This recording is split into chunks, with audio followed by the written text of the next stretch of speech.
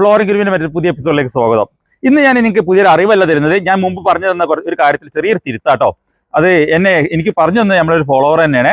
അപ്പോൾ കണ്ടോ ഞാൻ നിങ്ങളുടെ മുമ്പ് സെന്റിമീറ്ററിന്റെ അളവ് പറഞ്ഞു കണ്ടേ, അതിന് പറഞ്ഞ നീളം ഇൻറ്റു വീതി ഇൻറ്റു 10.64 പറഞ്ഞു സ്ക്വയർ ഫീറ്റ് കണക്കാക്കാനും. അത് എൻ്റെ അടുത്ത് പറ്റിയൊരു ഏറ്റവും വലിയൊരു ഫാൾട്ടാണ്. അത് സെന്റിമീറ്ററിലല്ല, മീറ്ററിലാണ്. അപ്പോൾ ഇതിനകത്ത് ഇത് കണ്ടിട്ട് ഒരുപാട് ആൾക്കാർ മെസ്സേജ് അയച്ചു. അതിനകത്ത് ഫസ്റ്റ് മെസ്സേജ് അയച്ച ആൾ എൻ്റെ ഏറ്റവും അടുത്ത സുഹൃത്ത് റാഷിദ് എസ്കി എന്ന് പറഞ്ഞാൽ കേട്ടോ.